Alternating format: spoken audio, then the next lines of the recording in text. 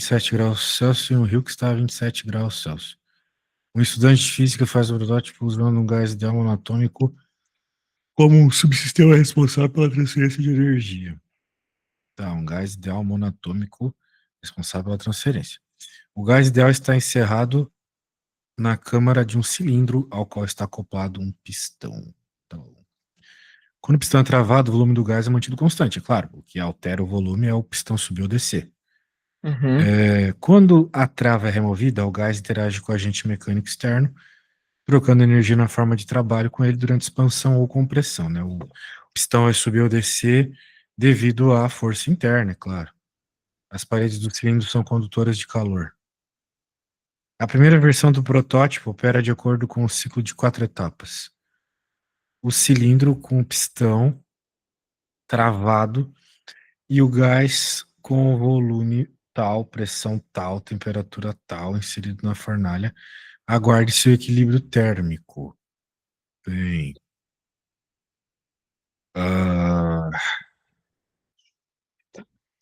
pistão travado, né? Ou seja, volume constante. Uhum. Beleza. Com o cilindro na fornalha, remove-se a trava do pistão.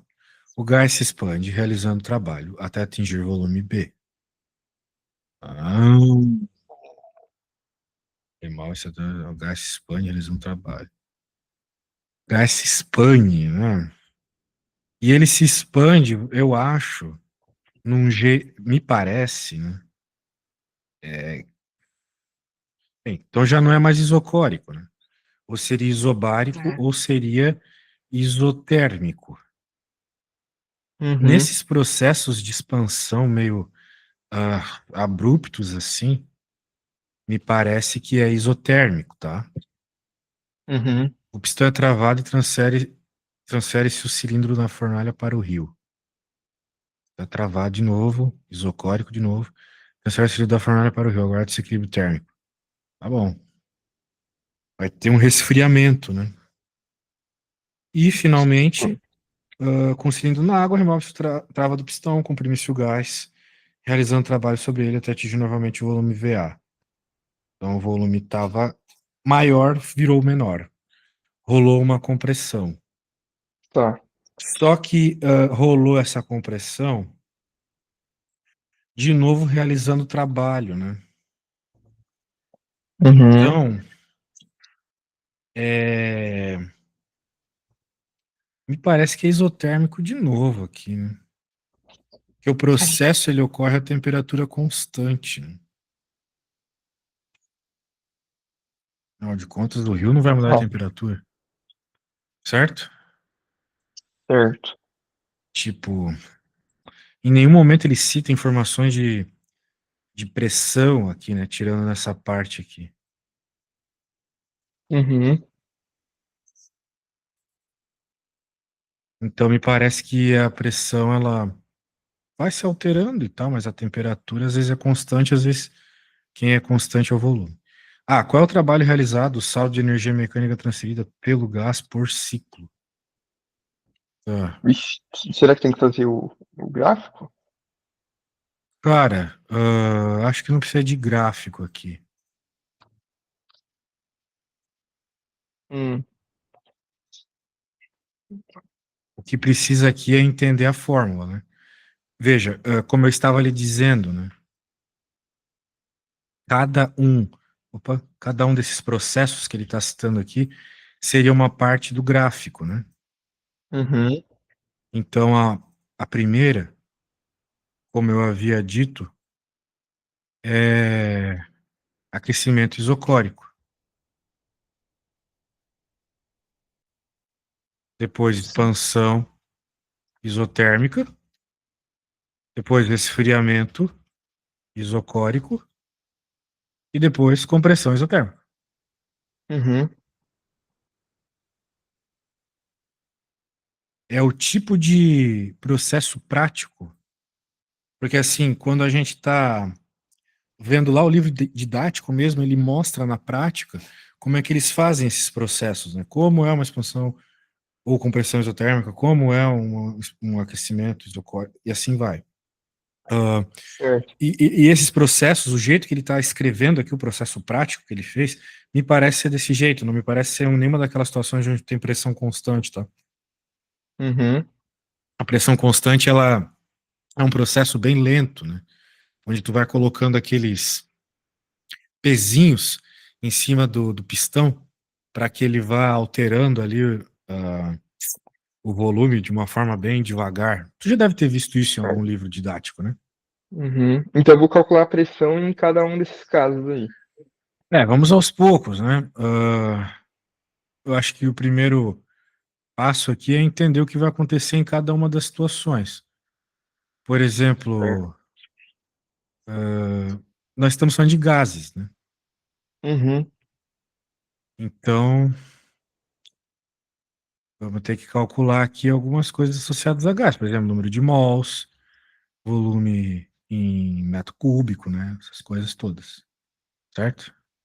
Certo. Então, por exemplo, qual que é a temperatura da fornalha, né? Que é a fonte quente aqui. Em Kelvin é 1300. Uhum. 27, E tá. a fonte fria vai ser 300.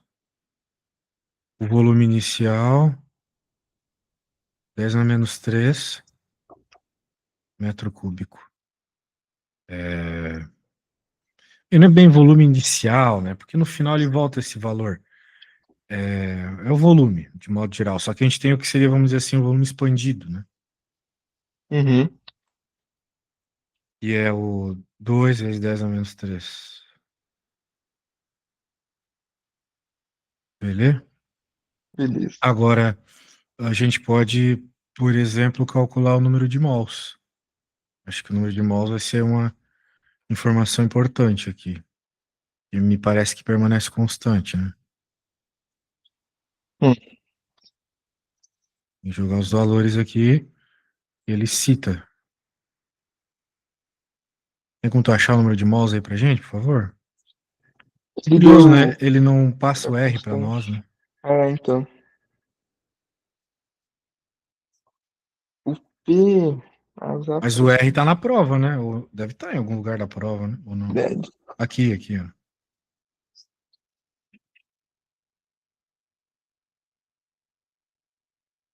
Pior que não, né? Então vai ter que. Ou usa e depois. Então deixa em termos de R mesmo, né? Né? De toda forma Pressão, aí, tu pode jogar os pressão valores que de ele deu. PV e T de alguma situação para achar, então, N, né? Em termos de R. Volume inicial, ele deu. Que é um litro, né? Sim, mas quem que é a pressão? 10. 10 na Vai ter 5. que deixar no, em função de pressão atmosférica também. Não, pô, tá ali 10 na 5, deixa 10 na 5. Mas é 10 a 5 PA. Ah, não, PA é Pascal, velho. PA é a unidade de Pascal, certo? Ah, nossa, esquece, tá bom. Ah, é uma. Ah, não, deixa, vai deixar assim mesmo. Não vou mudar. É, eu sei do que tu tá pensando, mas deixa na unidade da SI mesmo.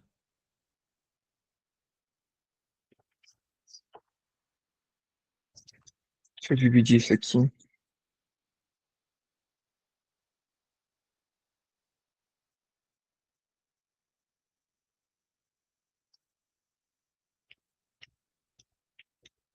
Vixe, dá um número quebradinho aí. Dá 341,3 aproximadamente aí. Sobre R. Tá. Bem, e depois, né, a gente pode é, tentar buscar a resposta do ponto de vista da energia, já que ele pede isso, né? Porra, cadê a pergunta, velho? Saco. Deixa eu abrir aqui. Ele pede aqui qual é o trabalho, né? Uhum. Então a gente pode escrever o trabalho em cada uma das situações. Precisa fazer a área abaixo do gráfico. É Tá, só saber, beleza. é só saber a fórmula de cada um, certo? Por Tá, exemplo, na primeira situação ali, que é um aquecimento isocórico. Se não tem variação de volume, não tem trabalho, certo? certo. É, Na mesma coisa na última, então. exato. Então a gente pode dizer que o trabalho aqui é zero, aqui na penúltima, tu quis dizer, né? Zero. Deixa eu ver. É, fiz um travado, isso. Só vai ter nessas expansões isotérmicas aí, e compressão isotérmica. Bem,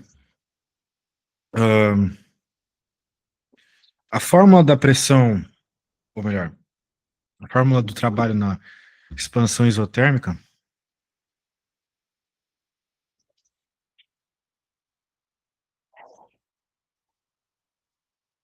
é isso aqui, certo? Ixi, tá. Aí Eu tinha descobriu visto o isso. N. Não, esse não. É porque essa parte eu não estudei muito, não é a parte que eu curto. Então aí. Velho, eu vou te falar uma coisa, sabe o que que eu curto? Eu curto quando eu tô assim no meu sofá, assistindo um animezinho, Hum, comendo um chocolate com coxinha. Tu acha que eu curto essa porra aqui? Claro que não, meu parceiro. Só que se a hum, gente quiser ir bem numa prova, que é o que eu precisava na época da faculdade para poder sobreviver, tem que estudar, né, mano? E tu também precisa ir pra ir bem na prova. Então trate de curtir, beleza? beleza. NRTLN da parada aqui. Tu sabe o que que é um LN? Não. É, velho, então tá mal. Ah, tá. Eu acho que eu sei. Logaritmo. E é que é 10 elevado a i, não é? Alguma coisa assim. Sim, é o Não, logaritmo de e Bézier. É o logaritmo de isso, de Bézier. Bazier, isso. Isso. Tudo bem. Então, pronto, a gente pode colocar algumas informações aqui. O N que você achou foi 341,3 sobre R, daí Ah, aqui mata com esse R. A para temperatura aqui. facilitar. Oi, diga. Não, calma. Para facilitar, não poderia, tipo, deixar. Em vez de ter feito a conta antes, já deixar sobre a fração, que aí não precisa gastar tempo fazendo a conta, né? Deixar sobre a fração. Não, deixa a fração sem deixar ela na forma mais redutível possível. Tipo, tendência em Sei do que decimal. tu tá Tipo, falando. n Ah, sobre quando tu 10. chegou no decimal aqui, tinha uma fração na tua calculadora. Não, tipo assim, para chegar nesse decimal, antes tinha uma fração. Eu poderia deixar na fração direto, que eu já cortava o R e o R, aí já Faz fazia a como você conta, achar acho que melhor, man. ficaria mais fácil. E se Fazer achar assim. mais simples, aí você faz. Muito Tá. bem. Mas voltando. T. Quem que é esse T aqui, né? Se nós estamos falando da situação 2, estamos falando da expansão isotérmica, que era quando o cilindro estava na fornalha. Ou seja, é a Uhum. temperatura da fornalha, 1300. E aqui vai ser o Ln do que seria o final menos inicial, basicamente 2 sobre 1, né? Certo. Porque tem ali os 10 na não sei quantos, mas eles vão se simplificar. Então vai ficar 341,3 vezes 1300 vezes o Ln de 2. Ele deu Ln de 2 no enunciado, vamos ver, na prova. Ah, porra, pô, velho. Não deu isso também, velho? É que Ixi. esperava resolver isso aí sem isso? Pra E deve mim, ser. ah, sei lá, mano. Eu acho que é desse jeito, hein? PLN de 2, você não vai poder usar a calculadora na hora, né? Ah, pode ser a calculadora científica. Ah, então beleza. Então, use aí e resolva essa conta aqui, me diz quanto é que dá, beleza? Beleza. vezes.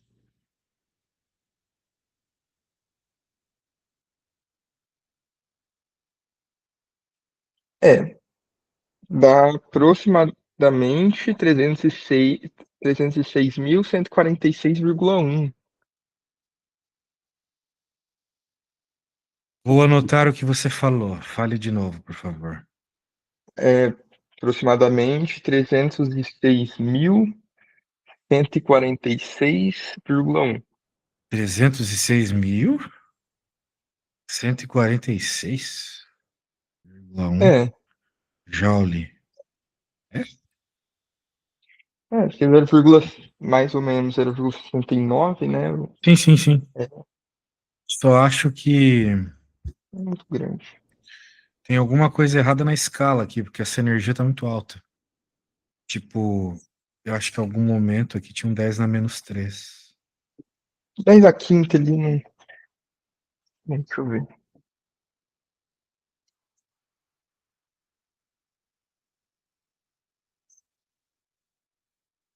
Tipo, esse teu mol, cara, tá muito alto.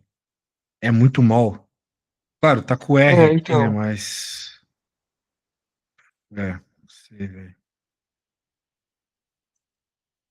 calma.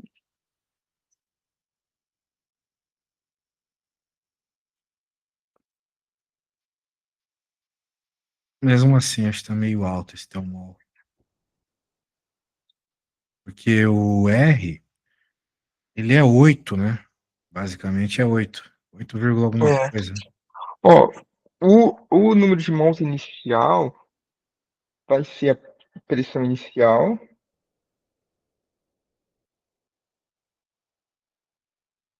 que ele deu que é 10 a quinta, não é? Isso. Pascal. 10 na quinta vezes 10 na -3. Ah, eu esqueci o 10 a -3. Então é só passar 3 casinhas ali, dá Exato. Então, 306,15. 306 é por aí. Né? Tá. Ah, agora faz sentido. Beleza, essa foi o W2. Agora vamos procurar o W4, que vai ser a mesma fórmula, mas com um valor diferente de temperatura, certo? Uhum, Então, claro, não só isso, né? Porque agora a ordem que a mudança de volume ocorre é diferente. certo. A temperatura era 300, né? E aqui é 1/2 agora. Uhum. Temperatura Era é 300, né? dos. Deixa eu achar aqui no enunciado. Era 27 mais 273, só para É, Kelvin. 300, tá certo. Aí, 300, vou fazer a conta aqui.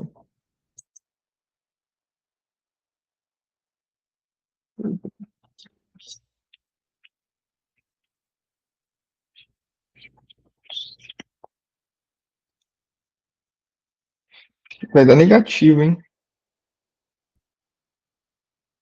A ideia é essa mesmo. Trabalho negativo porque está sofrendo, né?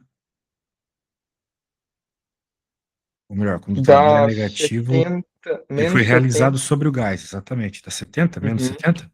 menos 70,65. Ou seja, trabalho negativo, trabalho realizado sobre o gás.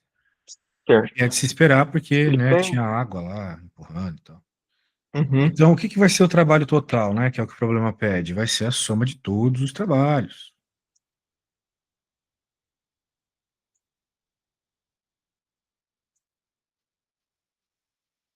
Ou seja, zero mais o 306 mais zero mais menos, né? 70.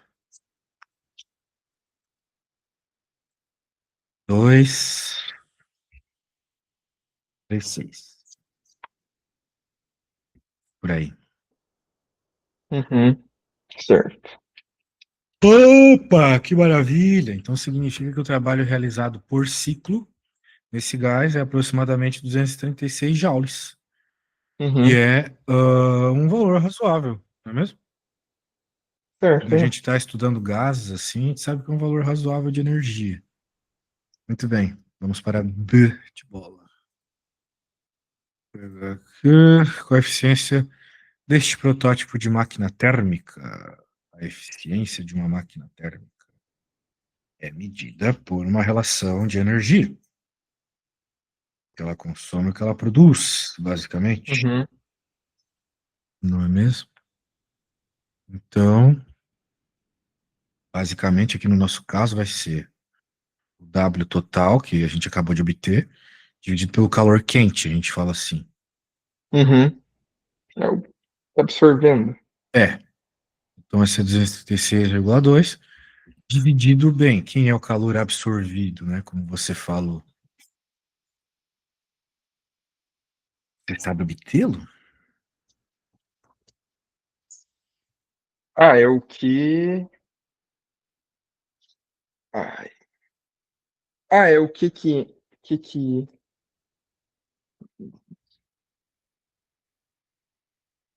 vai ser o que entra em um e que entra em outro, não é? Nossa! Isso aí foi uma explicação muito ruim. E bom que você não é professor. Nem quero ser. Calor, nós aprendemos aí durante todo esse conteúdo em física, que pode ser dado pelo quimacete, não é mesmo? Uhum. Calor que um bagulho recebe, tal do quimacete, Cm delta T. Acontece que aqui nós não temos um calor específico e nós não temos uma massa, estamos falando de gás, né? Então existe o análogo para gás, que é assim, N Czão delta T. Ok? Certo. Onde o N, obviamente, é o número de mols, e esse Czão aqui é o capacidade térmica. Uhum. Só Tá. que a capacidade térmica, ela é sempre baseada, quando a gente está falando de um gás, no tipo de regime que está acontecendo no processo.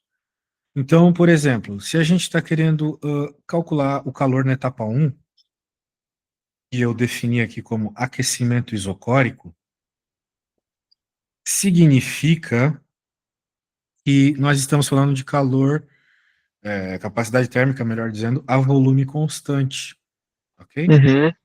Ok.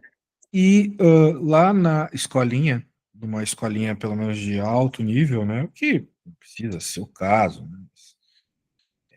Quando a gente está fazendo OBF, o bagulho é louco, né? Então, infelizmente, tem que levar em conta que eles podem cobrar isso de ti, porque eu, particularmente, não lembro de ter visto na minha escolinha que o calor, a capacidade térmica a volume constante, era 3 meios de R, uh, Uhum. 3 meios de R. Certo. Veja só, é,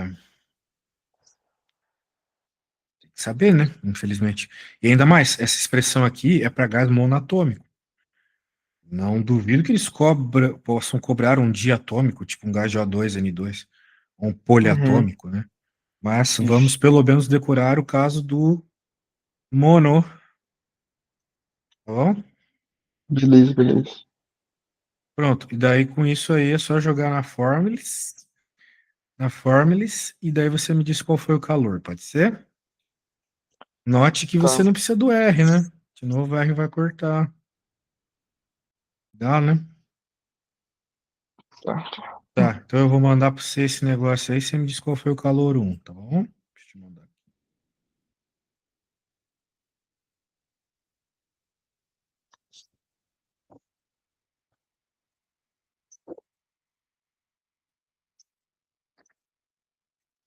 Pronto.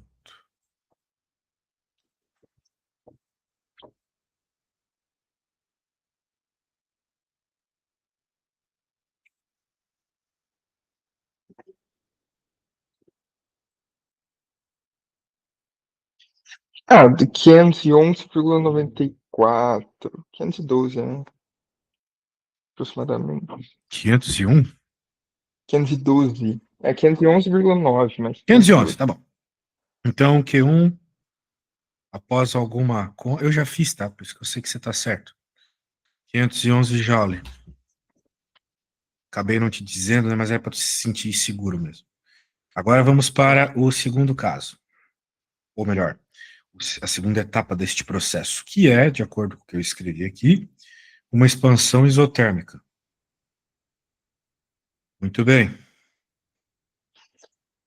E aí, meu velho, expansão isotérmica, né? Significa que não tem variação de temperatura, concorda comigo? Sim. Ah, vai ser. Ah, E aí, ah, o que que a gente tira de conclusão, já que não vai ter variação de temperatura, me fale? se não vai ter variação de temperatura. Eu nem lembro o que ele fala. Vai alterar a pressão e o volume. Tá pensando do ponto de vista errado. Tá. Porque se eu estou falando de temperatura, se eu estou falando de trabalho, de calor, né, pô, Que eu o tenho que Posso pensar, falar que o trabalho é igual ao calor? boa, porque não tem variação de temperatura, ou seja, não tem variação de energia interna, né? Uhum. Boa, isso aí. Então,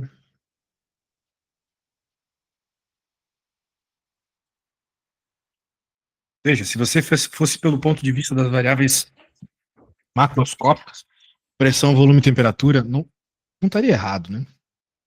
Uhum. Só que não é a melhor forma de abordar, sacou? Sim. Agora, isso que você falou aí, tirou a conclusão na hora. Era 300 e pouco isso aqui, né? Algo assim. Ah, deve ser. 306.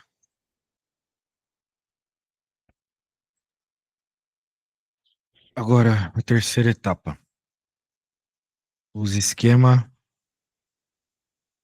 igual, porque continua a terceira etapa de novo, é isocórico, né?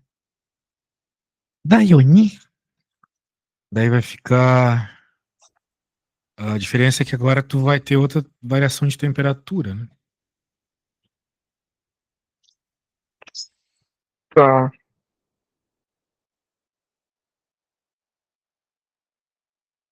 Mas o que entra de calor não é só um e o dois? Ah, moleque, muito bom, isso mesmo.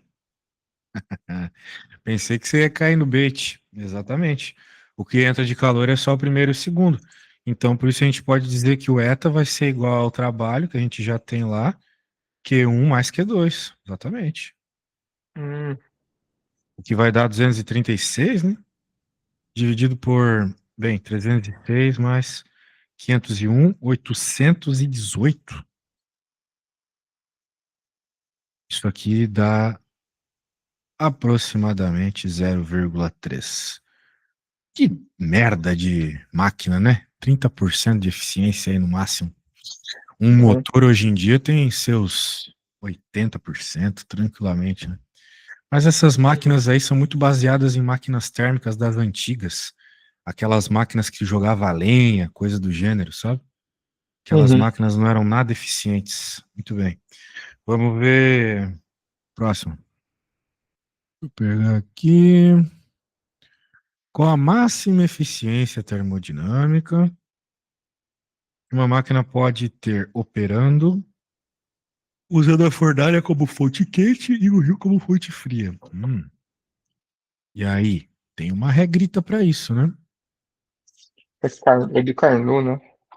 Exato, é o ciclo de Carnot, só que esse ciclo de Hum, Carnot, o que importa é que ele chega numa consequência que a fórmula do rendimento acaba dependendo apenas das temperaturas, certo? sim, sim. Então, já Elvis. Dá 1.600 sobre 300. Dá mais ou menos. Aproximar para 77.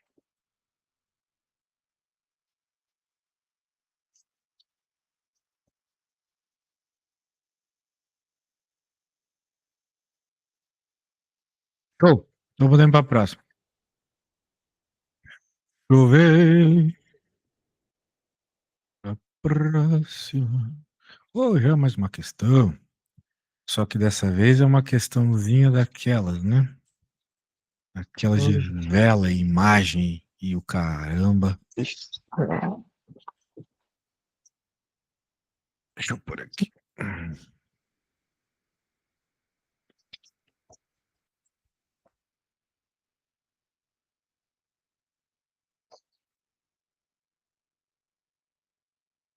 Durante uma experiência de óptica em um laboratório didático, uma estudante uma estudante, quero saber o gênero da pessoa, faz a montagem na qual uma vela de 4 centímetros de altura é posicionada entre uma lente convergente e um espelho côncavo. Muito bem. Tem uma lente ali, tipo o óculos da criatura, depois Uhum. tem um espelho. No meio tem uma vela. Vai rezar um terço. O espelho e a lente têm distâncias focais, respectivamente, de 10 e 3. Tá bom. E 30, desculpa.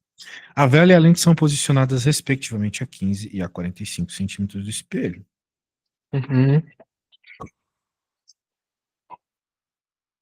Tá bom. Determine a posição e a altura da imagem vista pela estudante. Temos uma série de informações aqui. Na prática, o que a gente precisa para calcular a posição e a altura vai ser usar a lei de Gauss, né? Uhum. A equação de Gauss, sendo mais preciso. Então, deixa eu escrever ela aqui. 1 sobre o foco igual a 1 sobre o P. Vamos chamar isso aqui de P1, vou chamar assim. Esse aqui, só para deixar claro, eu vou chamar de E, porque eu estou falando do foco do espelho. Certo. E aqui é a distância da lente. Melhor chamar de L. E aqui é o I. Distância da imagem, tá? Uhum. Muito bem. Que é quem nós não temos, né? Porque o foco do espelho, ó, a distância focal é de 10 e 30, certo?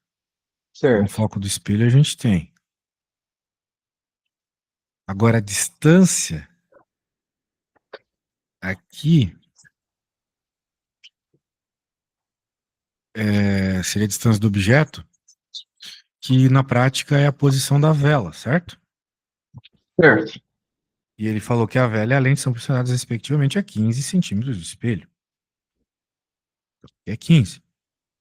Lembrando que aqui a gente nunca precisa se preocupar de fato com sinal, né? Uhum. Porque é uma distância real, então é sempre positivo. O que às vezes é negativo é o I. Tá. Agora é só fazer essa conta aí. Essa conta de bar é tu que faz. Para que tu tiver a Dá resposta, me 30 fale. aí. O I dá 30? É. Mas como é que tu chegou tão rápido nessa resposta?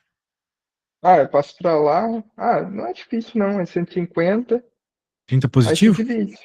É, negativo. Não, é positivo, tá certo, positivo. Muito bem. Beleza, então achamos aí a posição, né? 30 centímetros do espelho. Imagem real, né? Uhum. Imagem real. Vamos lembrar que o espelho côncavo, eu gosto de pensar assim, é o espelho de maquiagem. E as mulheres têm que colocar o espelho de maquiagem na cara, quase dentro da cara, né? Pra ter algum efeito, certo? Uhum. Se o rosto não estiver próximo do espelho, não vai funcionar. O que acaba nos lembrando que, né, para que a imagem seja virtual, que é o jeito que a gente costuma ver as coisas, né? Tem Uhum. que estar bem pertinho, beleza? Beleza. Então, beleza. Então, mas voltando, é, então, obviamente, né? Essa imagem aqui, ela é real, ou seja, uma imagem toda cagada. Tu já viu uma imagem real de espelho côncavo na tua vida? Já, já. Então, beleza. Tu sabe que ela parece assim que tá na frente, assim, né? Tu vê um pedaço da coisa só. É muito Uhum. esquisito. Bem, e agora para achar a altura é só fazer a conta, né? A continha lá da ampliação. Opa. E é assim, é menos a distância da imagem pela distância do próprio objeto, né? Então vai ficar menos 30 por 15, são os dados que a gente usou agora há pouco, né? Uhum. Vai dar menos 2. E aí, o que a gente tem de consequência disso? Me fale, essa aqui já é a resposta? Como é que é? Não, eu não faria assim. Não? O Faria de outro jeito. que você faria? Eu aprendi, eu colocaria Você faria uma regra de 3? pelinha. Não, é o menos pelinha sobre P. É, meio que uma regra de Mas o 3, é. pelinha é o I. Eu só te dei outro nome. É, não, isso. Sim, é a mesma coisa. Aí o I sobre P igual a Y sobre Y. A gente já descobriu ali não, é a altura da imagem sobre a altura real. É regra de 3, é a proporção. Aí você relaciona os dois, aí você descobre a altura. Mesma coisa. Agora você iguala isso aí à altura virtual sobre a altura real. A altura da imagem sobre a altura do objeto. Ele falou aqui a imagem, né? Uma vela de 4 centímetros. Então vai ficar com 8 centímetros, certo? Isso, negativo. Só que esse negativo indica o que para nós? Indica que ela é virtual. Não, não é isso que indica. Ah, aquela invertida. Exato. Entendi. Muito bem. Que mais? Apresente esquema com os raios de luz que determinam geometricamente a imagem. Bah, mas isso é muito chato de fazer. É chato mesmo. Ah, velho. Ah, isso aqui, velho, eu vou te deixar devendo essa, velho. Ah, tá bom, tá bom. Ah, isso é mais a parte mais fácil, eu acho. Ela é fácil, mas ela é chata, né? Tem que É, ficar fazendo aquelas projeções paralelas lá e tudo aquilo. Quanto faz isso aí? Vamos fazer conta, conta é mais legal. beleza. Deixa eu salvar esse negócio.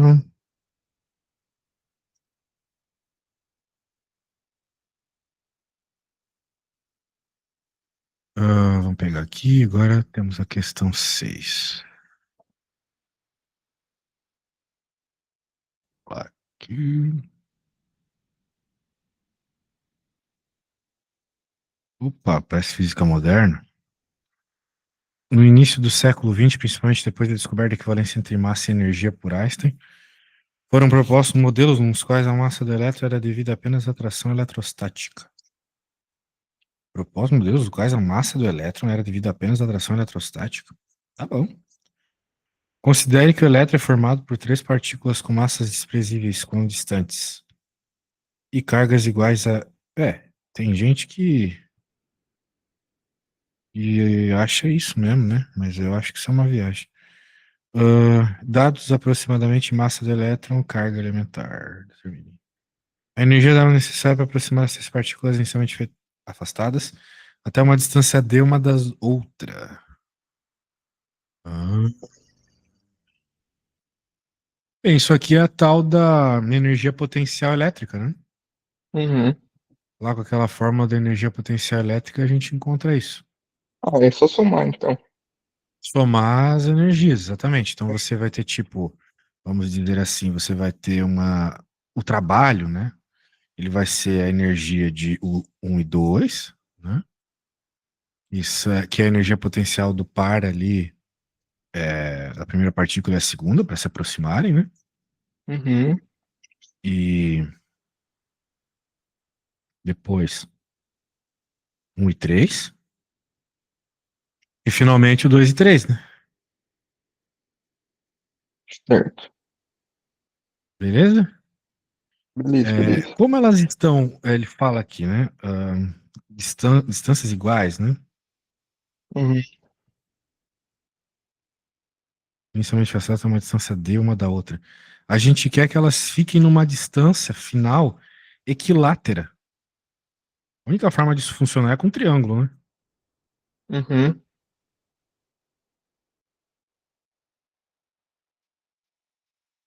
Então elas vão vir lá da PQP e vão chegar a uma distância que ele não especifica, né? Não. Então, sei lá, aqui é a partícula 1, aqui é a 2 e aqui é a 3, né? E elas vão ter essa distância equilátera entre elas. E a gente só precisa agora dessas energias que são o arranjo potencial das três, né? 3Q vai dar 3Q quadrado sobre D, né?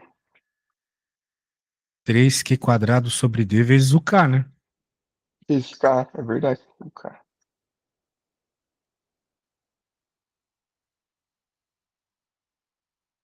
Não esquece o 9 vezes 10 na 9.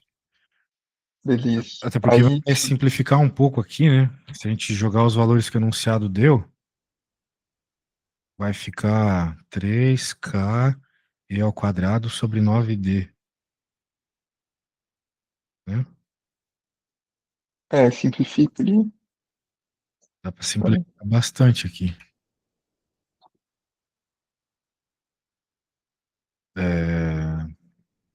Bem, tá feito, né?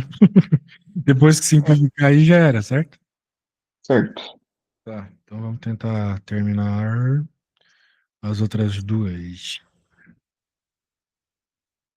Desconsiderando a interação necessária para manter as partículas próximas, qual seria o valor de D, segundo esses modelos do início do século XX? No início do século XX. Desconsiderando a interação necessária